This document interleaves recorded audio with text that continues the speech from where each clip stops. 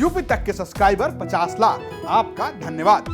Hello, welcome, नमस्कार। मैं हूं शिवानी गोस्वामी और यूपी तक हाजिर है हर चुनावी अपडेट के साथ।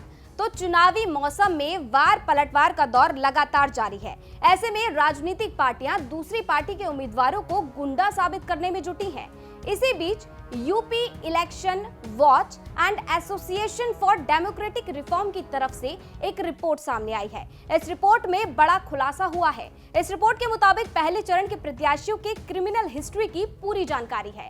रिपोर्ट के मुताबिक यूपी के पहले चरण में लड़ने वाले लगभग 623 उम्मीदवारों में से 156 यानी कि 25% उम्मीदवारों की क्रिमिनल हिस्ट्री का रिकॉर्ड है। इस आंकड़ों में बीजेपी सबसे आगे है।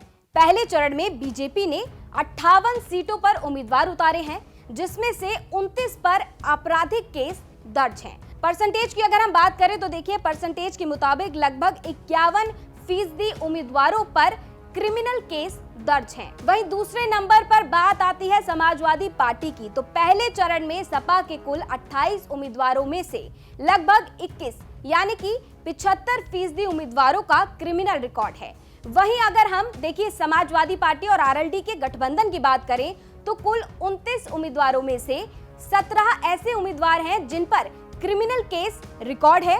अगर हम परसेंटेज के हिसाब से आपको बताएं तो देखिए 59% ऐसे उम्मीदवार हैं जिनके ऊपर क्रिमिनल केस दर्ज है। कांग्रेस की अगर बात करें तो कांग्रेस ने भी 58 सीटों पर अपने उम्मीदवार उतारे हैं, जिसमें से 21 ऐसे उम्मीदवार हैं जिन पर क्रिमिनल केस दर्ज है और आपराधिक मुकदमे चल रहे हैं। परसेंटेज के बारे में अगर हम आपको बताएं तो देखिए लगभग 36% जो उम्मीदवार हैं कांग्रेस के, उन पर केसेस दर्ज हैं। बीएसपी की अगर हम बात करें तो देखिए यूपी में पहले फेज के लिए बीएसपी ने लगभग 56 सीटों पर उम्मीदवार उतारे हैं, जिसमें से 19 के खिलाफ केस दर्ज है। यानी कि अगर हम परसेंटेज के हिसाब से आपको बताएं तो देखिए 34% ऐसे उम्मीदवार हैं बीएसपी में जिनके ऊपर केस दर्ज हुआ है। और अब बात आती है आम आदमी पार्टी की।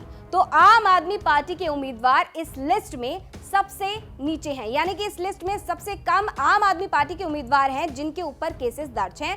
आम आदमी पार्टी ने 52 उम्मीदवार चुनावी मैदान में उतारे हैं, जिसमें से सिर्फ 8 ऐसे उम्मीदवार हैं जिनके खिलाफ आपराधिक केसेस चल रहे हैं। परसेंटेज के हिसाब से अगर हम आपको बताएं तो देखिए आम आदमी पार्टी के लगभग 15% ऐसे उम्मीदवार हैं जिनके खिलाफ केस दर्ज हुआ है। आपको बता दें कि अगर किसी इलाके में 3 या उससे ज्यादा केसेस वाला अगर कोई उम्मीदवार चुनाव लड़ रहा होता है तो उस इलाके को कहा जाता है red alert constituency. Uttar Pradesh चुनाव के अगर हम पहले चरण की बात करें तो 31 रेड अलर्ट कॉन्स्टिट्यूएंसीज हैं पहले चरण की अगर हम बात करें, यानी कि कुल जो 58 सीटों पर चुनाव होना है, जो 58 चुनावी क्षेत्र हैं, उसमें से 53% ऐसे इलाके हैं जहां पर वो उम्मीदवार चुनाव लड़ रहा है जिसके ऊपर 3 या उससे ज्यादा आपराधिक केस दर्ज हैं। तो नेताओं की बयानबाजी से हटकर यूपी तक ने आपको हर पार्टी के उम्मीदवारों का रिकॉर्ड बताया, वो भी क्रिमिनल रिकॉर्ड।